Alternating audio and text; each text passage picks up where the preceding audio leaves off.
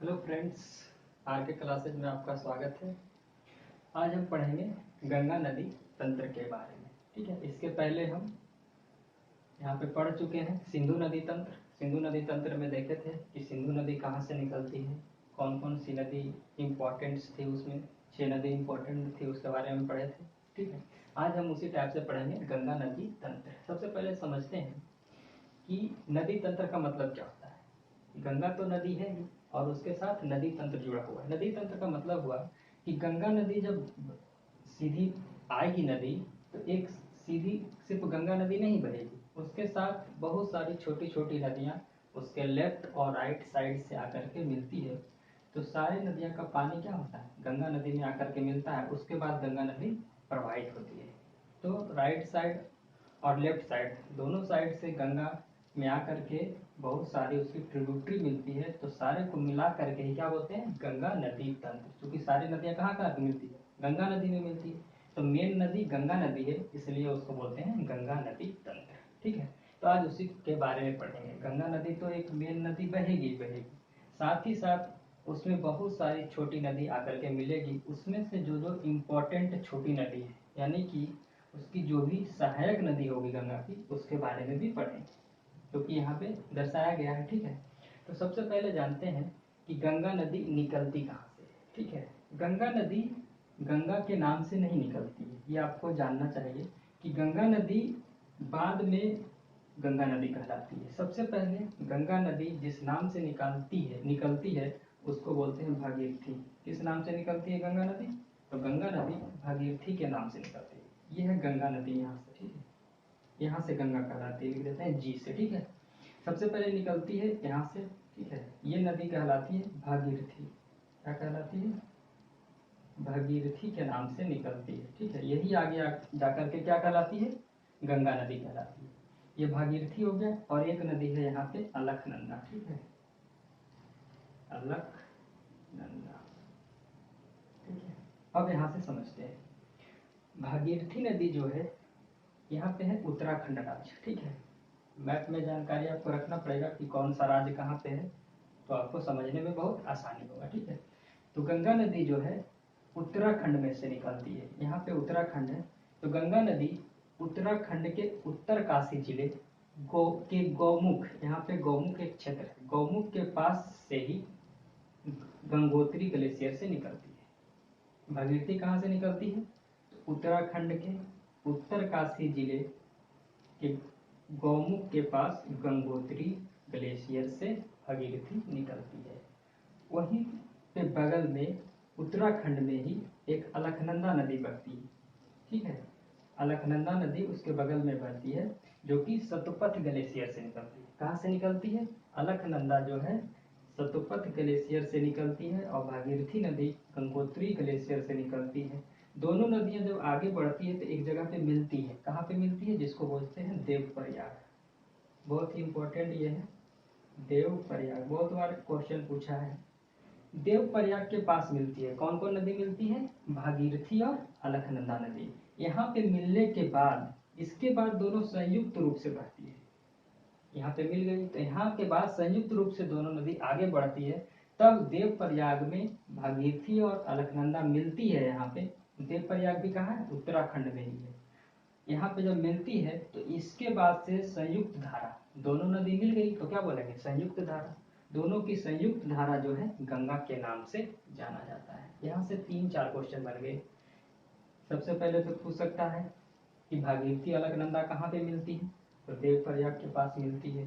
पूछेगा कि गंगा नदी को गंगा कहाँ से कहा जाता है, तो गंगा नदी तो पहले भागीरथी के नाम से निकलती है, तो गंगा कहाँ से कहा जाता है, जब दोनों भागीरथी और अलकनंदा देवप्रयाग के पास मिलती है तो उसके बाद गंगा को गंगा नदी कहा जाता है। पहले भागीरथी के नाम से आया। तो पूछ सकता है कि गंगा जब निकलती है तो उसका नाम क्या होता है, तो भागीरथी नदी होता है। ठीक है, कहाँ से निकलती है, तो गंगोत्री ग्लेशियर से निकलती है। ठीक है, और अलकनंदा कहाँ से निकलती है, तो सतपथ ग्लेशियर से निकलती है। यहाँ तक क्लियर है।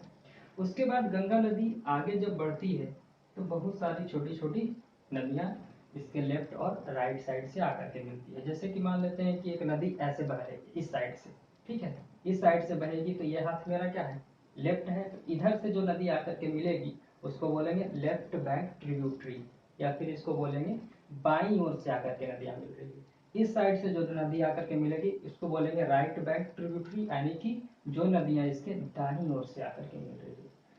ठीक है, तो देखते हैं बाईं ओर से कौन कौन सी नदी आकर के मिलती है इस साइड से।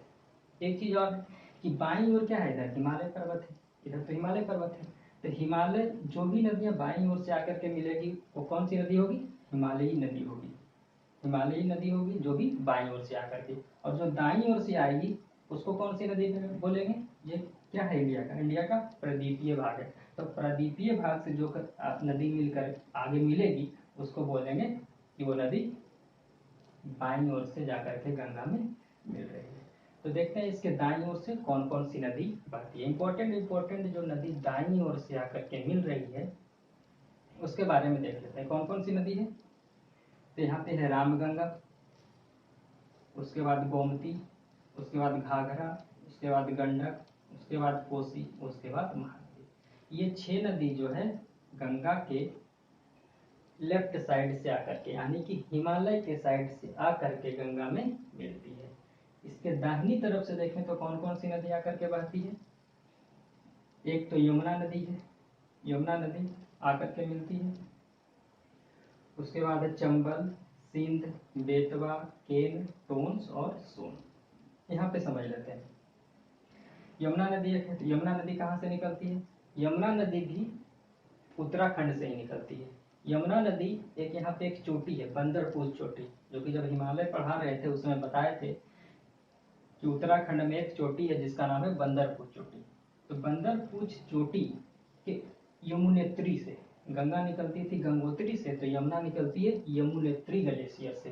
कहाँ से, बंदरपूछ चोटी से। ये भी पूछ सकता है, ठीक है, चोटी का नाम याद रखना है। ठीक है, यहाँ से गंगा नदी आकर के, ये यमुना नदी यहाँ से प्रवाहित होती है और आकर के गंगा में मिलती है।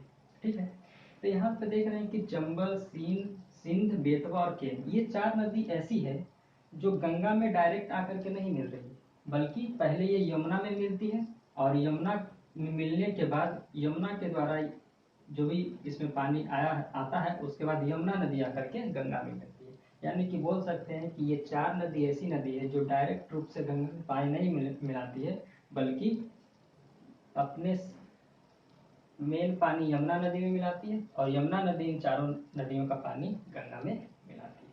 ठीक है, उसके बाद केन, टोंस और सोन नदी है। ये इंपॉर्टेंट नदी है, इतना याद रखना।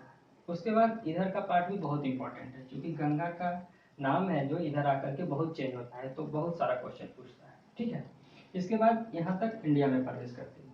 उसके बाद इधर बात करते हैं कि जब गंगा नदी आती है पश्चिम बंगाल में, तो गंगा नदी जब पश्चिम बंगाल में आती है तो यहाँ पे गंगा नदी 2 शाखाओं में बढ़ जाती है। एक बहती है इधर पूरब की ओर, और एक अपने बहने लगती है दक्षिण की ओर। इधर उत्तर है तो दक्षिण की ओर बहने लगती है। ठीक है, तो दक्षिण में जब गंगा नदी बहती है तो इसका नाम पड़ जाता है हुगली नदी। क्या पड़ जाता है, हुगली नदी।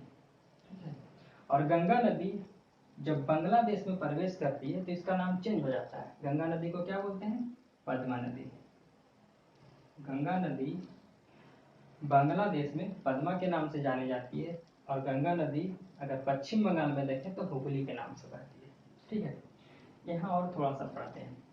यहीं पे ब्रह्मपुत्र नदी पढ़े थे उस समय कि ब्रह्मपुत्र नदी कहाँ से निकलती है, मानसरोवर झील से निकलती है, तिब्बत में।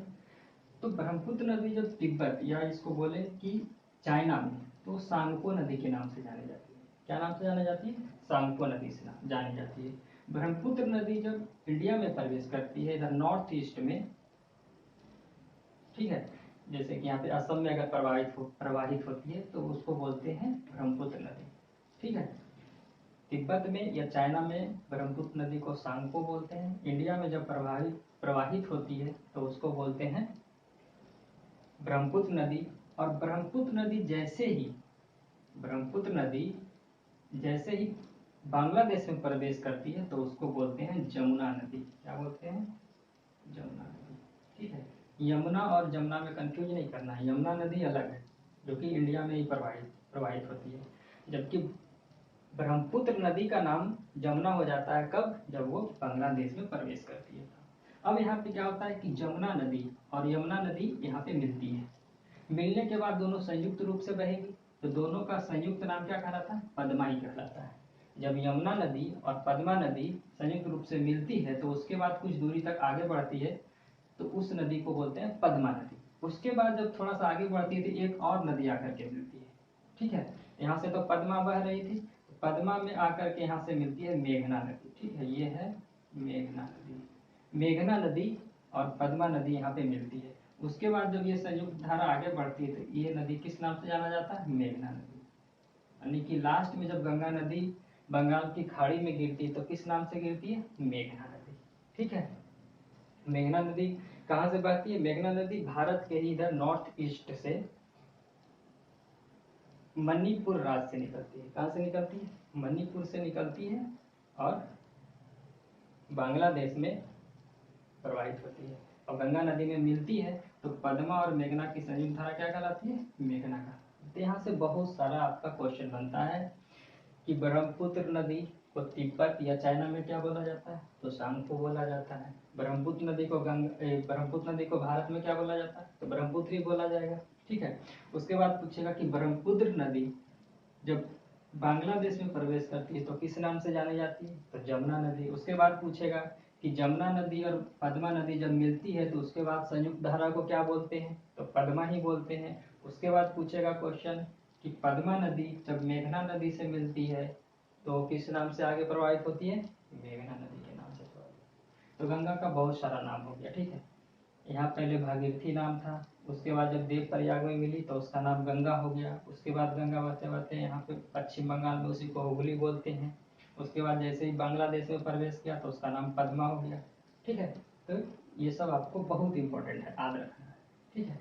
अब पढ़ते हैं इसकी ट्रिब्यूटरी के बारे में। उसके पहले थोड़ा सा जान लेते हैं कि गंगा नदी तंत्र जो है इंडिया का सबसे बड़ा नदी तंत्र है। यानी कि गंगा नदी सबसे बड़ी नदी है जो इंडिया में प्रवाहित होती है। कितनी बड़ी है? तो गंगा नदी देखा जाए तो 2525 किलोमीटर 2525 किलोमीटर लंबी है, ठीक है। और इंडिया में ये 5 राज्यों से होकर के प्रवाहित होती है। कौन कौन सा राज्य है? यहाँ से देख लेते हैं। अगर मैप आपको पता है तो आप बता सकते हैं। जैसे कि ये हो गया उत्तराखंड, यहाँ पे उत्तर प्रदेश, बिहार, थोड़ा सा झारखंड में भी प्रवाहित होती है। उसके बाद पश्चिम बंगाल। हो गया 5। कितना हो गया? एक हो गया उत्तराखंड, दूसरा हो गया उत्तर प्रदेश, तीसरा हो गया बिहार, चौथा हो गया झारखंड और पांचवा हो गया पश्चिम बंगाल। ये 5 राज्यों से होकर के गंगा नदी प्रवाहित होती है। पूछेगा कितना देश से होकर के प्रवाहित होती है? तो 2 देश, एक भारत और एक इधर क्या है? बांग्लादेश। 2 देशों से होकर के गंगा नदी प्रवाहित होती है। गंगा की सबसे बड़ी सहायक नदी कौन सी है? तो ये देख रहे हैं, यमुना नदी। यमुना नदी गंगा की सबसे बड़ी सहायक नदी है, ठीक है। यमुना नदी की टोटल लंबाई कितना है? यमुना की बहती है 1365 किलोमीटर, ठीक है। ये है गंगा की। Ganga 2525 kilometre, Yamuna 1365 kilometre. तो पूछेगा कि गंगा की सबसे बड़ी सहायक नदी कौन सी है? तो यमुना नदी। यमुना नदी यहाँ बता दिए कहाँ से निकलती है? बंदरपूछ चोटी से और यमुनेत्री ग्लेशियर से निकलती है, ठीक है। कहाँ से निकलती है? तीनों इंपॉर्टेंट है, ठीक है। अब पढ़ते हैं, थोड़ा सा आगे बढ़ते हैं। अब इसकी सहायक नदी के बारे में पढ़ते हैं। ये मेन नदी पढ़ ली है, कहाँ कहाँ कैसे आकर के मिलती है, ठीक है। अब पढ़ते हैं सहायक नदी के बारे में। सबसे पहले पढ़ लेते हैं लेफ्ट बैंक ट्रिब्यूटरी, जो भी बाईं ओर से आकर के नदी मिल रही है। तो यहाँ से देख रहे हैं कि यमुना नदी कहाँ से आ रही है? बाईं ओर से आ रही है। तो यहाँ से क्वेश्चन बन जाएगा कि यमुना नदी एकमात्र ऐसी नदी है जो हिमालय से निकलती है लेकिन अपने दाईं ओर गंगा में मिलती है, बाईं ओर नहीं मिलती। जितने भी हिमालय नदी निकल के आ रही है किधर मिल रही है? उसके बाएं साइड मिल रही है, लेफ्ट साइड मिल रही है। जबकि यमुना एकमात्र नदी है जो निकलती है हिमालय से लेकिन मिल रही है इस साइड, उसके राइट साइड मिल रही है। तो एक क्वेश्चन यहाँ पे ये बन जाएगा। उसके बाद देखते हैं, उसके बाद है रामगंगा, गोमती और घाघरा। ये 3 नदी जो है, रामगंगा, गोमती और घाघरा, ये 3 नदी जो है ये यूपी में बहती है, ठीक है, क्वेश्चन भी पूछ सकता है कि गोमती नदी कहाँ बहती है, तो यूपी में घाघरा, यूपी में रामगंगा, यूपी में। गंडक और कोसी नदी कहाँ बहती है, तो गंडक और कोसी नदी बिहार में बहती है। कोसी नदी को क्या कहा जाता है, बिहार का शोक कहा जाता है, क्योंकि कोसी नदी है जो है अपने मार्ग परिवर्तन के लिए जानी जाती है, इसलिए कोसी नदी को क्या बोलते हैं, बिहार का शोक बोलते हैं। महानंदा नदी जो है बिहार और पश्चिम बंगाल के सीमा बनाते हुए आगे गंगा नदी में मिलती है। तो पूछेगा ऐसी कौन सी नदी है जो बिहार और पश्चिम बंगाल की सीमा बनाती है, तो महानंदा नदी। ठीक है, उसके बाद इधर पढ़ते हैं right bank tributary. Right bank tributary में देखें तो चंबल, सिंध, बेतवा और केन, ये 4 नदी ऐसी नदी है जो डायरेक्ट रूप से गंगा में पानी नहीं बहाती है, बल्कि अपना पानी यमुना नदी में प्रवाहित करती है, उसके बाद यमुना नदी जो है गंगा में मिल जाती है। तो पूछेगा ऐसी कौन सी नदी है जो डायरेक्ट रूप से गंगा में अपना पानी नहीं प्रवाहित करती है, तो चंबल, सिंध, बेतवा और केन। ठीक है, ये चारों नदी कहाँ से निकलती है, तो ये चारों नदी निकलती है, यहाँ पे एक चोटी है, ठीक है, ये निकलती है मालवा के पठार, यहाँ पे मालवा का पठार है। ठीक है, मालवा का पठार देखे तो इधर राजस्थान और मध्य प्रदेश के सीमा के पास ये मालवा का पठार, कुछ ऊपर थोड़ा सा उत्तर प्रदेश में टच करती है, वहीं मालवा का पठार है। तो मालवा के पठार से ही चंबल, सिंध, बेतवा और केन नदी निकलती है। ठीक है, सोन नदी के बारे में अगर बात करें तो सोन नदी जो है एक मैकाल पहाड़ी है। मैकाल पहाड़ी कहाँ है, ये पड़ता है छत्तीसगढ़ में। तो मैकाल पहाड़ी के अमरकंटक से निकलती है सोन नदी, और कहाँ पे मिल जाती है, तो सोन नदी यहाँ जहाँ मिलती है वो मिलती है पटना के पास। सोन नदी पटना के पास मिलती है, और टोंस नदी जो है इलाहाबाद के पास मिलती है। ठीक है, तो यहाँ से इतना क्वेश्चन आपसे पूछ सकता है। ये चारों नदी कहाँ से निकलती है, मालवा के पठार से निकलती है। सोन नदी कहाँ से निकलती है, तो सोन नदी अमरकंटक चोटी से निकलती है। कहाँ पे मिलती है, तो पटना के पास। और टोंस नदी कहाँ मिलती है, तो इलाहाबाद के पास। इतना हो गया। उसके बाद यहाँ पे एक नदी है जो कि बंगाल का शोक बोलते हैं, दामोदर नदी। ठीक है, ये नदी दिखाया गया, दामोदर नदी है, इसको लिख लेते हैं दामोदर नदी। दामोदर नदी जो है यह झारखंड का पठारी भाग से निकलती है, छोटा नागपुर के पठार से निकलती है। यहाँ पे छोटा नागपुर का पठार है। दामोदर नदी छोटा नागपुर के पठार से निकल के हुगली नदी में मिलती है। यहाँ पे हुगली नदी में आकर के मिलती है। उसके बाद संयुक्त धारा यहाँ पे हुगली नदी के द्वारा फिर मिल जाती है, किसमें, बंगाल की खाड़ी में मिल जाती है। ठीक है, दामोदर नदी कहाँ से निकलती है, छोटा नागपुर के पठार से निकलती है, और यहाँ पे हुगली नदी में मिल जाती है। ठीक है, उसके बाद एक और चीज यहाँ पे जानते हैं कि यहाँ पे जब ये गंगा नदी मिलती है तो गंगा एक डेल्टा का निर्माण करती है। तो पूरे विश्व में गंगा नदी डेल्टा सबसे बड़ा डेल्टा है। गंगा और ब्रह्मपुत्र नदी इधर जमुना करके मिलती है, यहाँ पे एक डेल्टा का निर्माण करती है। तो गंगा और ब्रह्मपुत्र का डेल्टा जो है पूरे विश्व में सबसे बड़ा नदी डेल्टा है। ठीक है, डेल्टा का निर्माण कैसे होता है, क्योंकि जब नदी यहाँ पहाड़ी भाग से आकर के बहती है तो सीधे बहती है। तो सीधे बहती है तो नदी का मार्ग क्या होता है, तेज होता है। लेकिन यहाँ जो हरिद्वार के पास मिलती है, हरिद्वार कहाँ है, उत्तराखंड में। उत्तराखंड में हरिद्वार के पास से नदी जो है अपने मैदानी भाग में बहना शुरू कर देती है, और धीरे धीरे नदी का वेग क्या होता है, कम होने लगता है। तो नदी का वेग जब कम होता है तो नदी के द्वारा क्या होता है, उसके साथ मिट्टी, बालू के कण, गाद और जलोढ़ मृदा उसके साथ बहा करके लाती है। तो नदी जब धीरे धीरे अपना मार्ग क्या होता है उसका कम होने लगती है, ढलान, तो नदी सुस्त होती है, उसकी गति धीमी हो जाती है। गति धीमी होने के कारण क्या होता है, अपने ही मार्ग में जो उसके द्वारा बालू का कण, मिट्टी लाया जाता है, वो क्या होता है, उसी का मार्ग में अवरोधक का काम करती है। जिसके कारण क्या होता है कि यहाँ तक आते आते नदी बहुत ही मंद हो जाती है, जिसके कारण नदी बहुत सारी धाराओं में प्रवाहित होने लगती है। इस टाइप से, जैसे कि यहाँ पे अगर मान लेते हैं ये नदी यहाँ से बह रही है, ठीक है, ये गंगा नदी, तो यहाँ पे जब आती है तो बहुत सारी यहाँ पे छोटी छोटी धाराओं में प्रवाहित होने लगती है, इस टाइप से अपने मार्ग में ही। ठीक है, यहाँ पे ये जो बना है इसी को बोलते हैं डेल्टा। ठीक है, यहाँ पर आकर के क्या हुआ, नदी का बहुत ही सुस्त हो गई, बहुत धीमी गति से बहने लगी, तो बीच में ही उसका अवरोधक बन जाता है, जो कि बालू, गाद, मिट्टी का कण होता है, उसको रोक देती है। तो नदियाँ धीरे धीरे डिफरेंट डिफरेंट मार्ग से बहना शुरू कर देती है, जिससे वहाँ पे उसका विस्तार बढ़ जाता है, जिसको क्या बोलते हैं, डेल्टा बोलते हैं। डेल्टा के पास क्या होता है, जो भी मिट्टी होता है उपजाऊ मृदा होती है, ठीक है, उसी को बोलते हैं, एक होता है ना खादर और एक बांगर, तो उसी को बोलते हैं खादर। नवीन जलोढ़ मृदा का निर्माण करती है, क्योंकि हर एक साल इधर से पानी बाढ़ लाती है और यहाँ पे मिट्टी को छोड़ देती है। ये बहुत ही उपजाऊ मिट्टी होता है, ठीक है। तो आज हमने देखा गंगा नदी तंत्र के बारे में, यहाँ पे समझ में आ गया होगा।